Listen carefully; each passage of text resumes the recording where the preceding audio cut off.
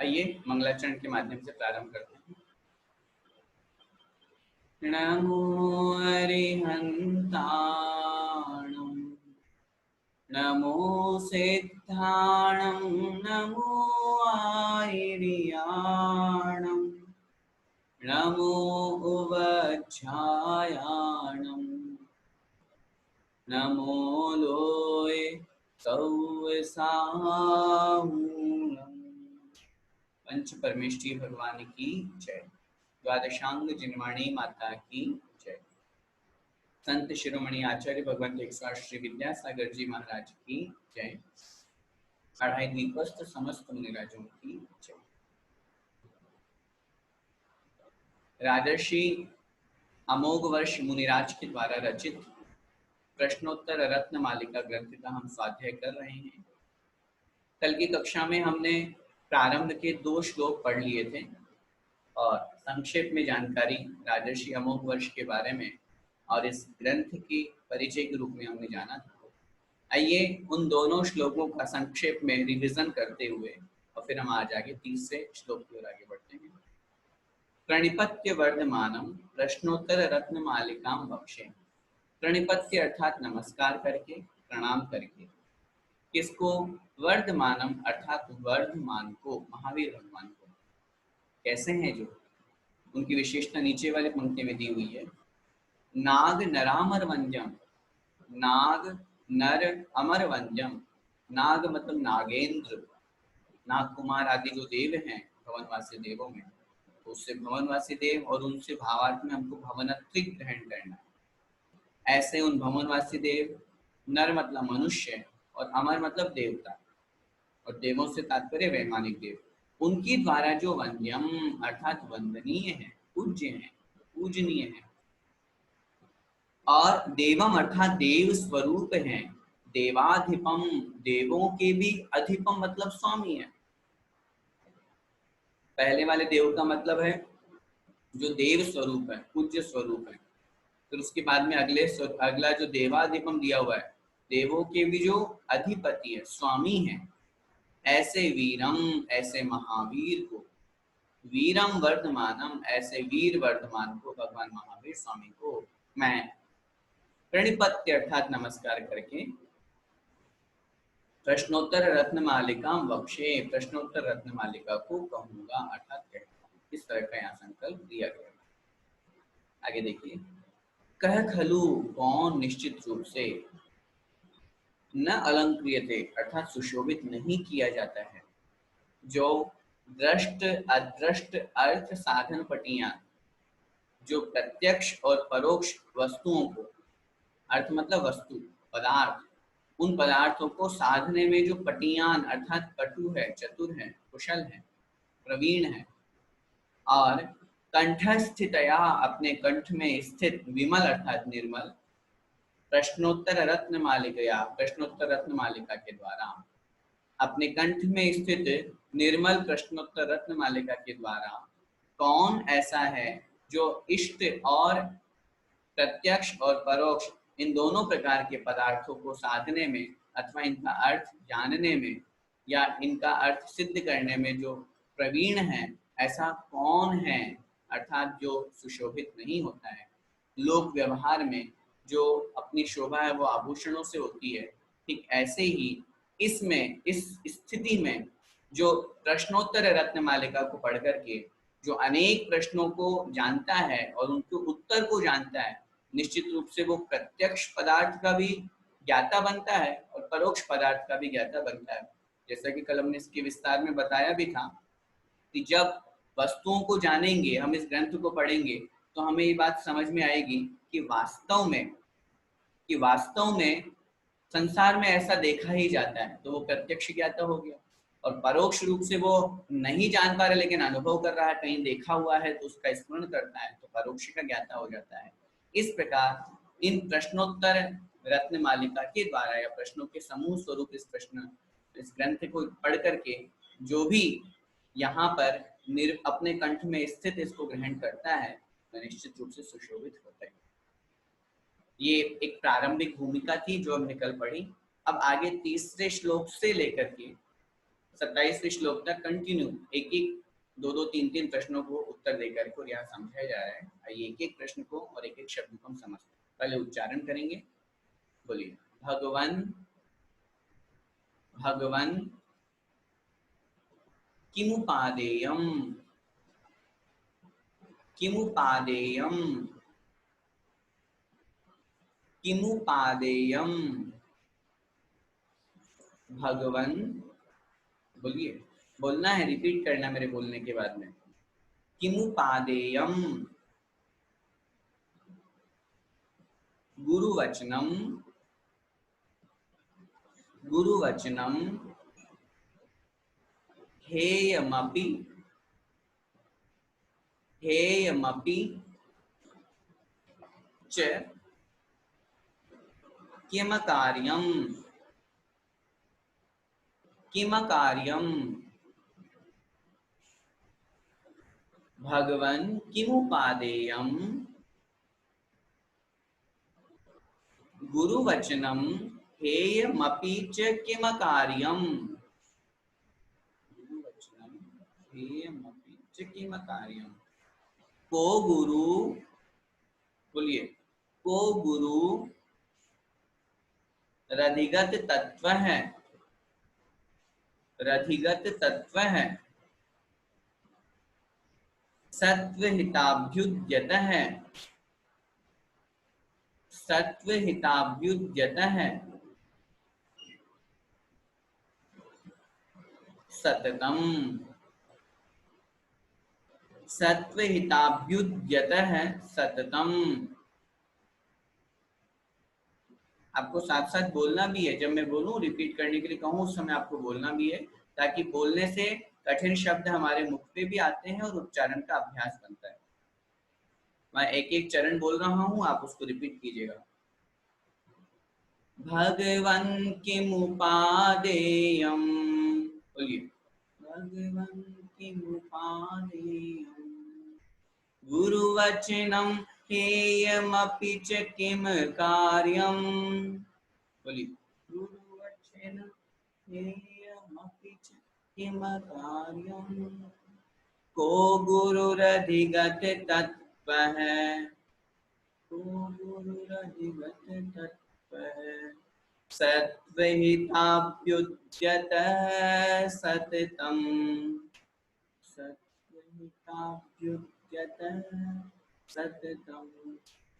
ठीक है, फिर से एक साथ बोलेंगे, साथ साथ उच्चारण कीजिए। भगवन् किमुपादेयम् गुरुवचनं हेयमपि च किम कार्यम्। को गुरुरधिगत तत्व है, सत्वहिताभ्युद्यत सततम। उच्चारण में कोई दिक्कत हो तो आप बता सकते हैं, उसको हम वापस रिपीट कर देंगे। कठिन शब्द जो है, आइए एक एक शब्द का अर्थ देखिए। अब यहाँ से प्रश्नोत्तर प्रारंभ हो रहे हैं और एक बहुत अच्छे प्रश्न, और उनके जितने अच्छे प्रश्न हैं उतने अच्छे उसके उत्तर अपन को सामने आचार्य महाराज के द्वारा लिखे हुए प्राप्त हों। भगवन, हे भगवन, हे जिनेन्द्र देव, ये संबोधन हो गया।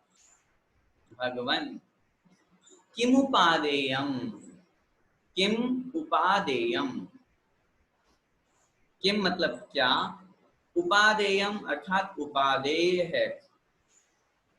उपादेय का मतलब ग्रहण करने योग्य। भगवान, हे जिनेन्द्र देव, हे स्वामी, किम उपादेयम, ग्रहण करने योग्य क्या है। उत्तर दे रहे हैं, गुरुवचनम, गुरुवचन, गुरु के वचन ग्रहण करने योग्य हैं। एक ही वस्तु इस संसार में उपादेय है, गुरुवचन। डिस्क्रिप्शन अपन बाद में देखेंगे, अभी पहले एक बार सामान्य अर्थ देखिए। फिर आगे कह रहे हैं, हेयम अपीच, हेयम अपीच लिखा है, हेयम अपीच, हेयम माने छोड़ने योग्य, त्याज्य, त्याग करने योग्य, अपि मतलब भी, च मतलब और।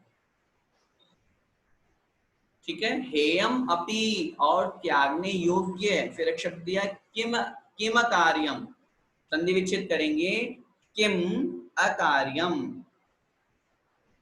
किम अकार्यम, ठीक है ना। हेयम अपि च, च मतलब और, हेयम अपि छोड़ने योग्य भी क्या है, किम मतलब क्या है, क्या छोड़ने योग्य है। तो एक शब्द में उत्तर दिया अकार्यम, जो करने योग्य नहीं है वो कार्य छोड़ने योग्य। किम क्या है, हेयम अर्थात छोड़ने योग्य, त्याज्य त्याग करने योग्य क्या है, अकार्यम अर्थात जो करने योग्य नहीं। कार्य माने करने योग्य और अकार्य मतलब जो करने योग्य नहीं है, ऐसे कार्य जो हैं वो छोड़ने योग्य है। दो प्रश्न हो गए। आगे देखिए, को गुरु अधिगत तत्व है, संधि विच्छेद करेंगे। कह मतलब कौन, गुरु आधा रह जो है विसर्ग में बदल जाएगा, फिर निकलेगा अधिगत तत्व है। कह गुरु, गुरु कौन है, गुरु की क्या परिभाषा है। अगर हमें इसे एक शब्द में समझना, एक लाइन में समझना है तो क्या कह रहे हैं, अधिगत तत्व है, जिसने तत्वों को जान लिया है, तत्वों को समझ लिया है। अधिगत, अधिगत का मतलब होता है समझना, जानना। किसको, तत्व, जिसने तत्वों को समझ लिया है और क्या, सत्व हिताभ्युद्यत है, संधि विच्छेद, साथ में ही सत्व हित अभ्युद्यत है। सत्व मतलब प्राणियों के, जीवों के हित में जो, अभ्युद्यत है मतलब लगा हुआ है। सत्व मतलब जीवों के, प्राणियों के, हित मतलब कल्याण में, जो अभ्युद्यत है मतलब अभ्युद्यत है, लगा हुआ है। तब सततम अर्थात निरंतर, प्रति समय तल्लीन होकर के, जो निरंतर प्राणियों के हित में लगा हुआ है, प्राणियों का हित कर रहा है, वही वास्तव में गुरु है। तीन प्रश्नों के उत्तर यहाँ इस श्लोक में दिए गए, ध्यान से। नीचे वाली लाइन में कह गुरु हूँ, गुरु कौन है, तो उस गुरु की दो डेफिनेशन दी। पहली, जो तत्वों को जानने वाले हैं, जिन्होंने तत्वों को समझ लिया है, जान लिया है, और जो निरंतर प्राणियों के हित में लगे हुए हैं, वे गुरु कहलाते हैं। अब एक एक प्रश्न को समझते हैं। सबसे पहला प्रश्न हमारा क्या रहा, प्रश्न है भगवंत किम उपादेयम, उपादेय क्या है, तो उत्तर दिया गुरु वचनम, गुरु के वचन उपादेय हैं। सोचिए, विचार कीजिए, गुरु के वचन को यहाँ पर उपादेय क्यों कहा। मोक्ष को उपादेय नहीं कहा, मोक्ष मार्ग को उपादेय नहीं कहा। चिंतन करने वाला विषय है कि सबसे अधिक महान अगर कोई है तो वो है गुरु के वचन। सबसे पहले तो हम गुरु के स्वरूप को समझें। गुरु कौन है, जो निर्ग्रंथ दिगंबर है, जो 28 गुणों को धारण करने वाले हैं। वस्त्रधारी या पढ़ाने वाले गुरु नहीं है। ध्यान से सुनिएगा मेरी बात को, हम आपके गुरु नहीं है। हम धर्म की चर्चा कर रहे हैं, हम धर्म स्वाध्याय बैठ करके एक साथ चिंतन कर रहे हैं, विचार कर रहे हैं, आदान प्रदान कर रहे हैं। जैन धर्म में, जैन दर्शन में गुरु सिर्फ और सिर्फ निर्ग्रंथ दिगंबर ही होते हैं, अन्य वस्त्रधारी गुरु नहीं होते, सिर्फ निर्ग्रंथ दिगंबर। और निर्ग्रंथ दिगंबर गुरु होने के कारण से उनके द्वारा जो कहे गए वचन हैं वो हमारे लिए उपादेय, क्योंकि जब तक हमें गुरु के प्रति श्रद्धा नहीं होगा, गुरु के वचनों के प्रति विश्वास नहीं होगा, तब तक हम मोक्ष मार्ग में भी आगे नहीं बढ़ सकते। कोई भी व्यक्ति किसी से उपदेशित होकर के या उपदेश प्राप्त करके ही तो मोक्ष मार्ग में आगे बढ़ता है। अगर हम वर्तमान की परंपरा की बात करें तो गुरु जब तक दीक्षा नहीं देते तब तक शिष्य क्या मोक्ष मार्ग में लग सकता है। चतुर्थ काल की बात करें तो वहां पर स्वयमेव दीक्षा के भी अनेक प्रसंग प्राप्त होते हैं और तीर्थंकर स्वयं वो आदि होते हैं। लेकिन कहीं ना कहीं तीर्थंकर को छोड़ दीजिए, वो एक उनके पर्याय की विशेषता है, लेकिन अन्य जितने भी जीव हैं वो अपने जीवन में किसी न किसी को गुरु जरूर बनाते हैं और गुरु बना करके उनके ऊपर विश्वास करते हैं। और जब उनके ऊपर विश्वास करेंगे तो जो वो कहेंगे उसको वो फॉलो करेंगे। नीतिकारों ने कहा है गुरुनाम आज्ञा ह्य विचारणीय, गुरुओं की आज्ञा विचारणीय नहीं होती, सोचने योग्य नहीं होती। गुरु ने कहा ऐसा करो, हाँ सोचेंगे नहीं। अगर हमारे अंदर ये परिणाम आ गया, गुरु ने कहा ये करो और हम बोल रहे हैं सोचेंगे, बताएंगे, करेंगे कि नहीं करेंगे, तो इसका मतलब अभी हमें गुरु के वचनों पे श्रद्धा नहीं है, अभी हमारे अंदर उन श्रद्धा की कमी है। गुरु के वचन परम उपादेय है, गुरु ने कहा ये है। आचार्यों ने तो जहां श्रद्धा और विश्वास की बात की, वहां उन्होंने इतना तक लिख दिया, अगर गुरु बोले, ध्यान से सुनना उदाहरण, दिन के 12 बज रहे हैं और गुरु ने कहा नहीं रात हो रही है, दिन के 12 बज रहे हैं और गुरु कह रहे हैं नहीं रात हो रही है, तो शिष्य को चाहिए कि वो अपने गुरु के वचनों पर श्रद्धा करके उस दिन को रात मान करके वो श्रद्धा करे। इतना दृढ़ विश्वास होना चाहिए गुरु के वचनों पर और गुरु पर, तब तो जो गुरु कहेंगे उसमें हम काम कर पाएंगे, उसके अनुसार अपने जीवन की नैया को चला पाएंगे। लेकिन हम बोले नहीं नहीं साहब ये तो गलत बोल रहे हैं, तो फिर हमारी गाड़ी नहीं चल पाएगी। हाँ फिर एक अलग बात है, उस समय तो हमें उस बात को स्वीकार करना चाहिए, बाद में अगर हमारे पास कोई वस्तु का प्रमाण मिलता है, कोई बात मिलती है, तो बड़े हाथ जोड़ करके विनम्र भाव से उनसे निवेदन करना चाहिए, गुरु महाराज अभी तो दोपहर हो रही है, आपने रात कह दिया, मैंने रात तो स्वीकार कर ली, लेकिन एक बार आप फिर से विचार करें। लेकिन पहली बार में नहीं, अगर गुरु ने कहीं पर कोई बात हमको बता दी है कि बेटा इस बात का ये प्रमाण है, मैंने पढ़ा है, हम तुरंत हमें उसको स्वीकार कर लेना चाहिए। गुरु ने कहा ये मोक्ष मार्ग है, आज हमें निर्ग्रंथ दिगंबर मार्ग के बारे में बतलाने वाले कौन?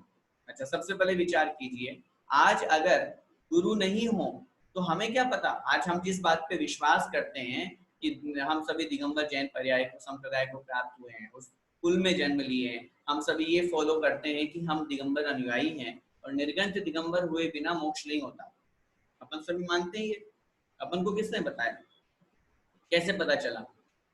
ये गुरुओं से ही तो पता चला, शास्त्रों से तो पता चला। शास्त्रों में किसने लिखा? गुरु के वचन है।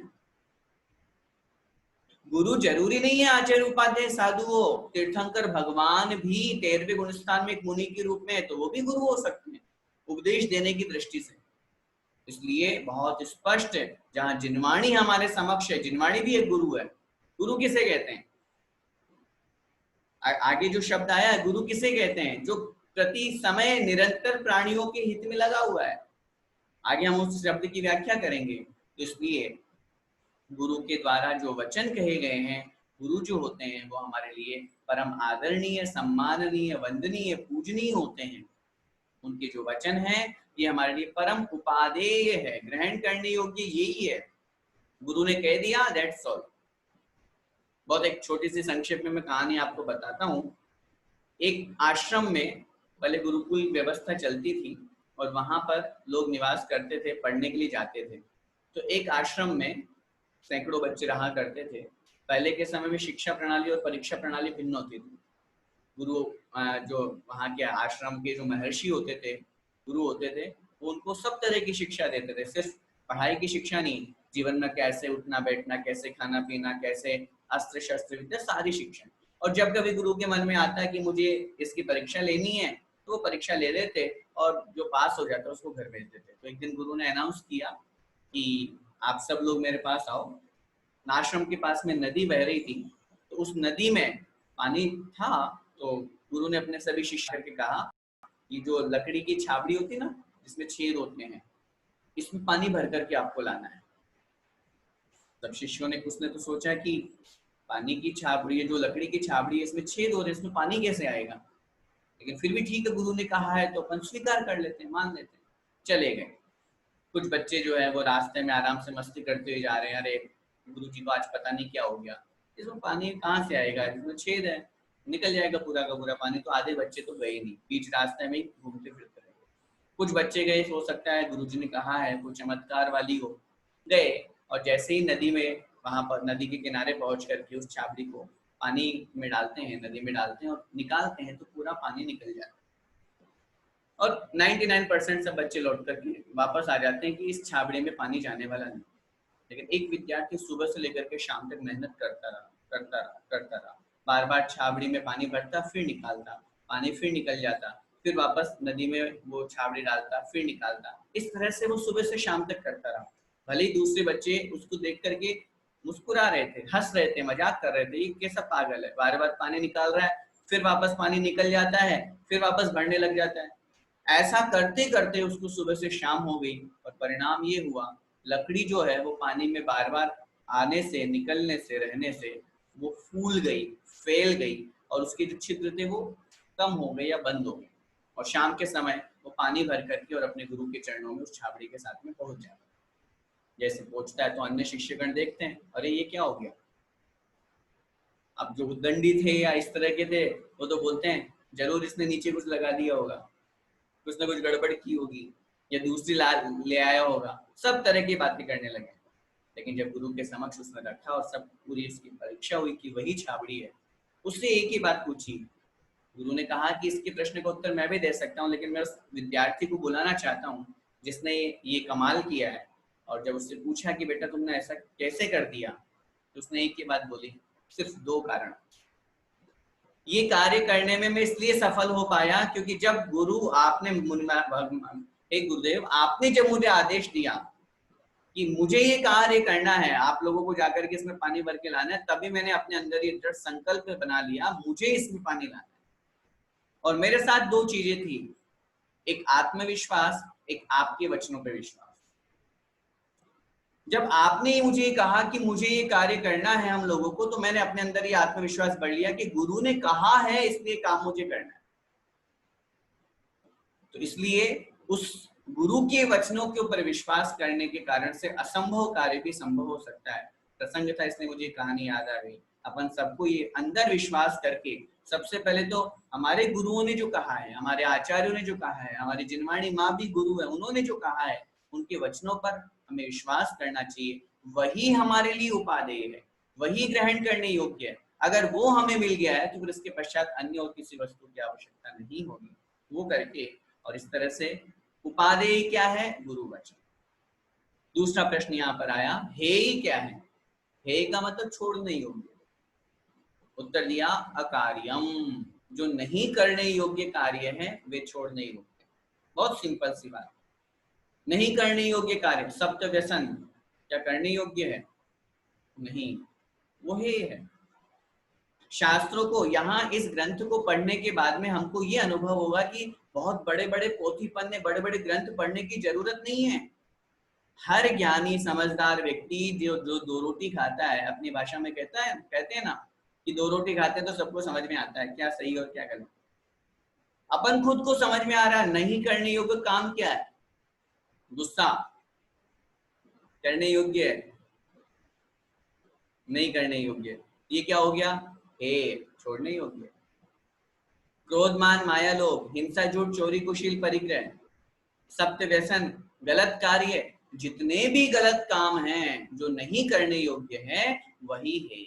जिस दिन हमारे अंदर ये विचार आ जाएगा और ये समझ आ जाएगी कि हमें गलत काम नहीं करना चाहिए, जब हम गलत काम करते हैं, पाप करते हैं, कषाय करते हैं, अथवा पंचेंद्रिय विषयों की तरफ दृष्टि डालते हैं, तब उस समय हमारे अंदर ये ख्याल नहीं आ पाता है, ये विचार नहीं आ पाता है कि अरे यार ये तो गलत है।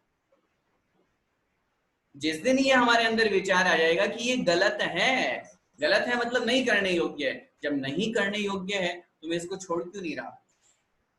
आज सोचिए, आज हमको गृहस्थी, हमको रुपया पैसा, जमीन जायदाद, पत्नी स्त्री पुत्र मकान, ये सब अच्छे लग रहे हैं कि नहीं लग रहे हैं, तभी तो हम नहीं छोड़ पा रहे हैं,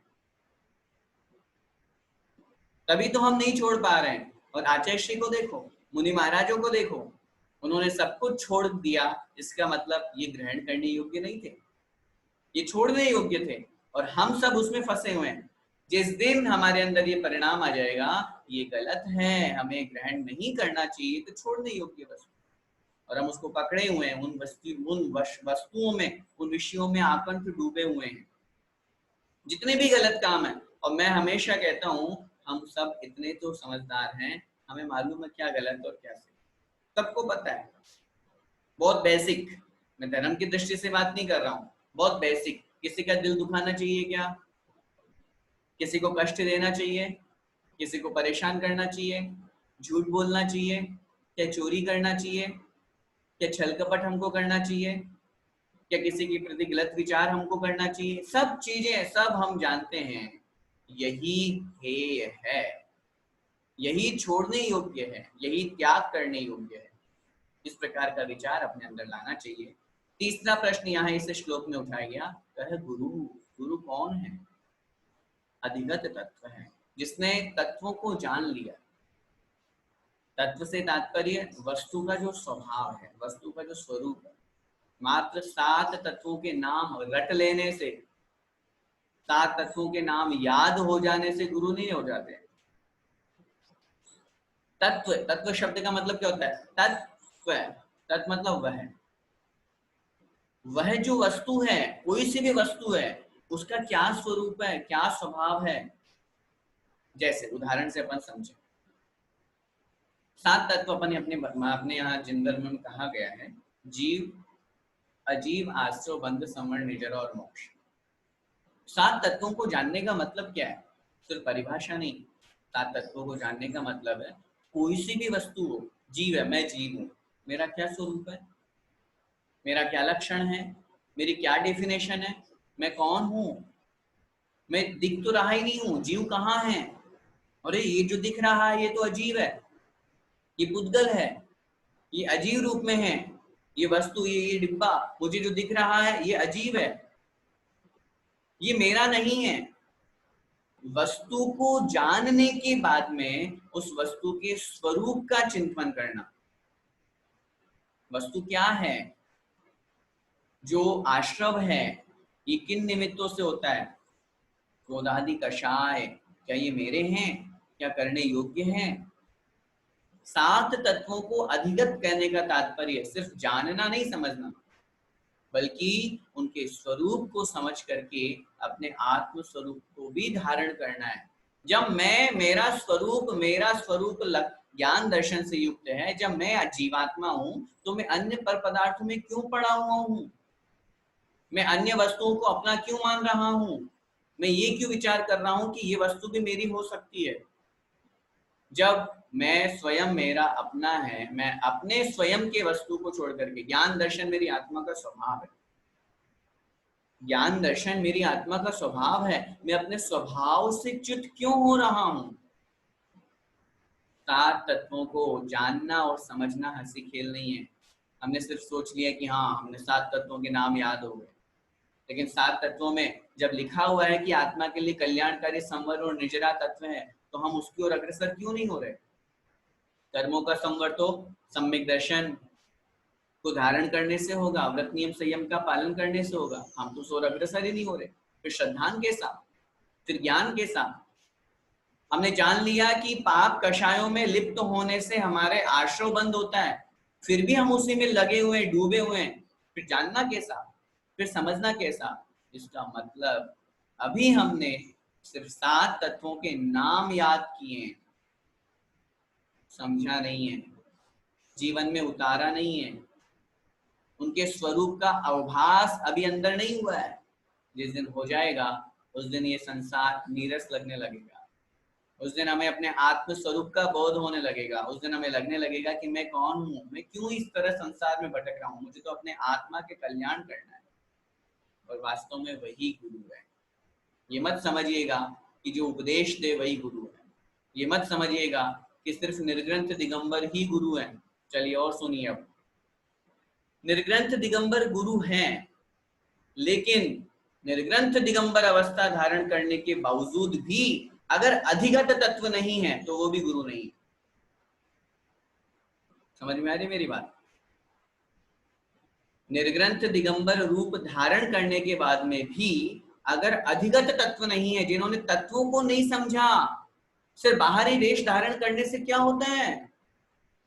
इसीलिए तो लिखा है शास्त्रों में, ऐसे मुनिव्रत धार अनंत बार ग्रीवक उपजायो, पै निज आत्म ज्ञान बिना सुख लेश न पायो। ऐसे सिर्फ बाहर से मुनि बाना धारण कर लिया, नग्न दिगंबर हो गए, चल रहा है काम, अनंतों बार बन चुके ऐसे मुनि, लेकिन आत्म ज्ञान बिना आत्मा के ज्ञान के बिना, सात तत्वों के स्वरूप को समझे बिना, मैं कौन हूं, मेरा क्या स्वरूप है, भेद विज्ञान के बिना सुख लेश न पाए, किंचित मात्र भी सुख प्राप्त नहीं हो पाया। नग्न दिगंबर वेश को धारण करने के बावजूद भी या बाद में भी, पश्चात भी, अगर हम संसार में ही रच पच रहे हैं, अगर हमको यही लग रहा है अरे मेरे प्रवचन में इतनी भीड़ है, देखो मैंने ये काम करवा दिया, मैंने ये कर दिया, ये सब बाहरी क्रियाओं में लगे हुए हैं। मैं फिर निवेदन करूं, मैं मुनि अवस्था की बात कर रहा हूं, गृहस्थ की नहीं। मुनि अवस्था को धारण करने के बावजूद भी अगर बहिरंग में ही सारी क्रियाओं की तरफ दृष्टि है, मेरे प्रवचन में ऐसे इतनी भीड़ होनी चाहिए, मेरा ये पांडा लगना चाहिए, मुझे इतने पंचकल्याण कराना है, मुझे ये करना, मुझे वो करना है, अधिगत तत्व नहीं आए, अभी आत्म स्वरूप की तरफ दृष्टि नहीं गई, अभी तो बस अपनी प्रसिद्धि में लगे, मेरा नाम हो, मेरा यश हो, मेरा धाम बने, मेरा स्थान बन जाए, इसलिए वो अभी सच्चे गुरु की कोटि में नहीं है। देखो निर्ग्रंथ दिगंबर अवस्था धारण करना गुरु है, वंदनीय है, पूज्य है, वो मैं मना नहीं कर रहा, लेकिन मात्र वहीं तक सीमित नहीं रहना है।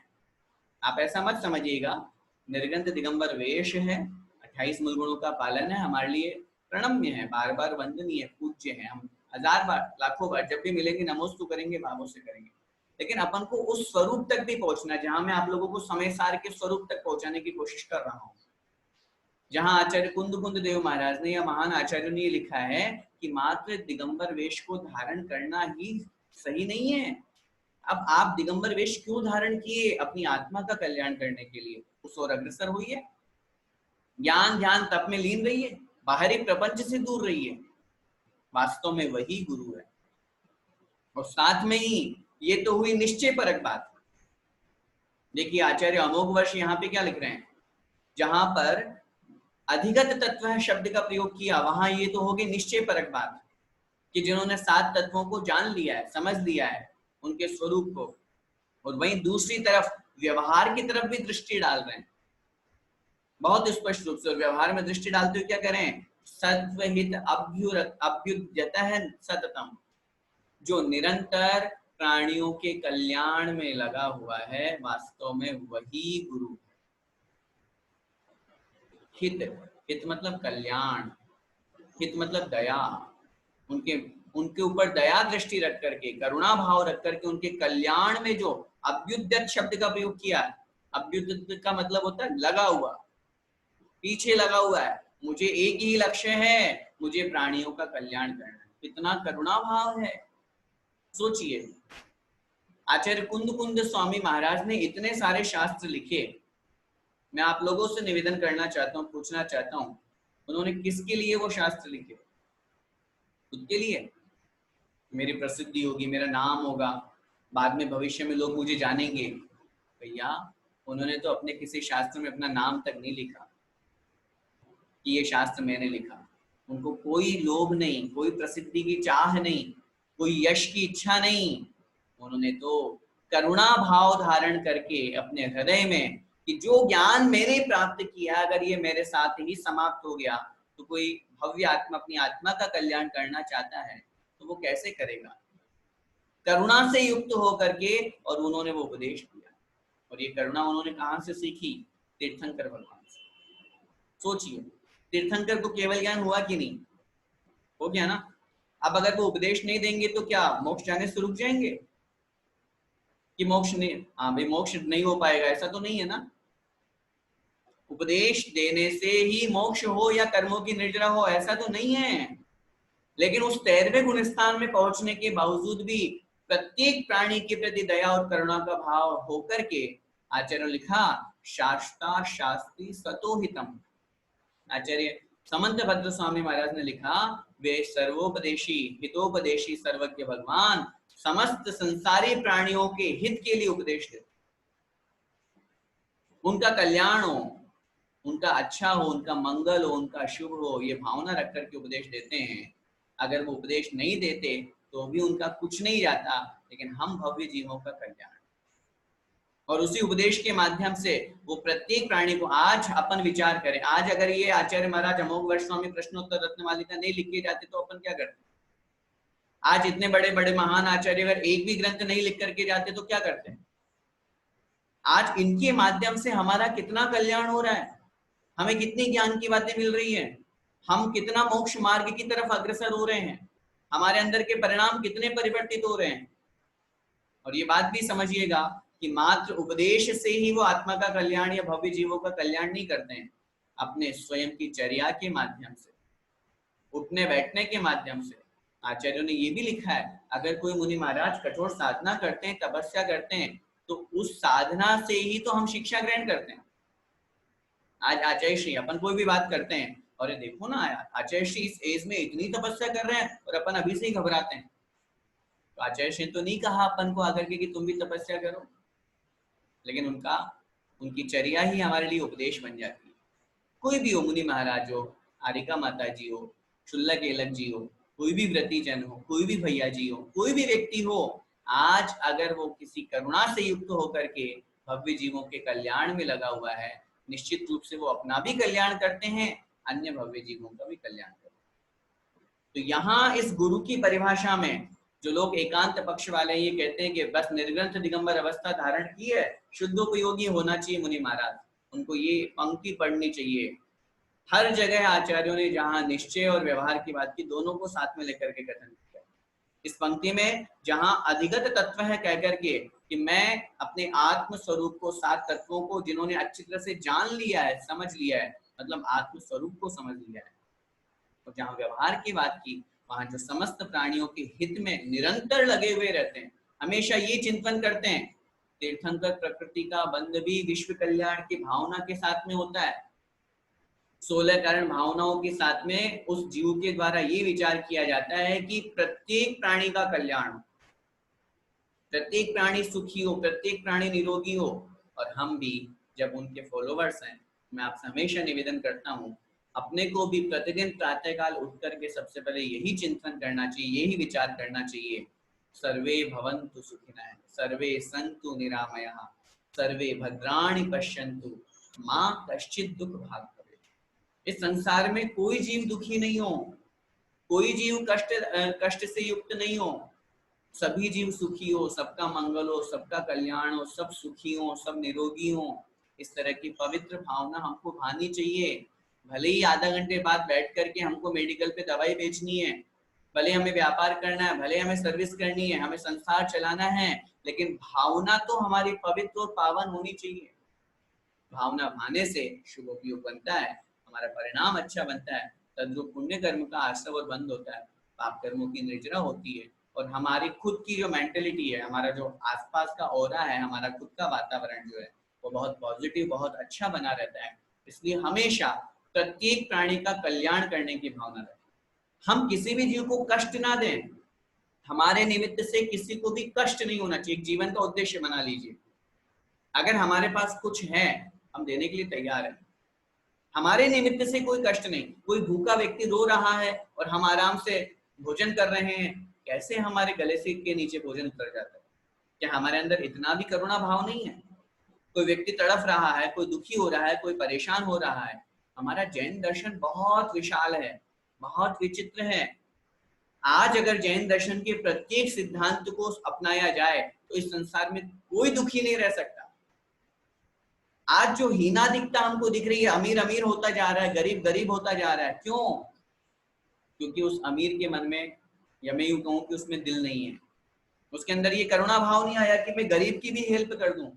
वो खूब पैसा लेकर के बैठा है, भले ही वो कौन सा साथ में जाने वाला है, मरण को प्राप्त हो जाएगा, सब यहीं कहीं धरा रह जाएगा, लेकिन उसके बावजूद भी वो पैसा नहीं दे रहा है, वो समरसता, समानता वहां पर उपस्थित नहीं हो रही है, इसलिए स्थिति उत्पन्न हो रही है। और भी बहुत सारे विषय हैं, अपन को समय आपका हो रहा है, मैं आपसे यही निवेदन करूंगा बस आज की कक्षा में ये एक ही श्लोक अपन को सोच समझना है। एक भी पढ़ लिया और एक में से भी 3 प्रश्न अपन ने पढ़े। उपादेय क्या है? गुरु के वचन, विश्वास, दृढ़ता के साथ में गुरु ने जैसा कहा है वैसा हमें स्वीकार करना। सबसे पहले तो अपने जीवन में एक गुरु बनाइए, अगर गुरु नहीं बने हुए तो बनाइए।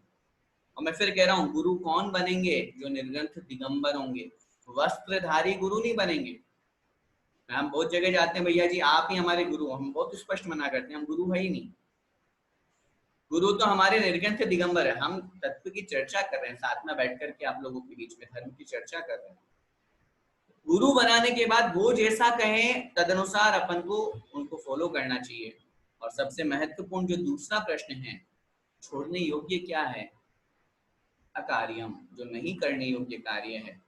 जो नहीं करने योग्य कार्य है वो छोड़ने योग्य है। और वास्तव में गुरु कौन है? जिसने सात तत्वों को अच्छी तरह से समझ लिया है, जान लिया है, और जो निरंतर प्रति समय इस भावना के साथ में रहते हैं कि मुझे सभी प्राणियों का कल्याण करना है, सभी का हित करना है, और उस तद्रूप क्रिया को करने में हमेशा प्रयत्नशील रहते हैं, वास्तव में वही गुरु है। और जिनमें ये गुण पाए जाते हैं वे गुरु हमारे द्वारा वंदित हैं। आज के लिए इतना ही, शेष आगे की कक्षाओं में देखेंगे। बोले पंच परमेष्ठी भगवान की जय। आचार्य राजर्षि अमोघ वर्ष मुनि महाराज की जय। संत शिरोमणि आचार्य भगवंत 108 श्री विद्यासागर जी महाराज की जय। परम पूज्य गुरुदेव मुनि पुंगव श्री 108 सुधा सागर जी महाराज की जय। 28 द्वीपस्थ समस्त मुनि राजों की जय।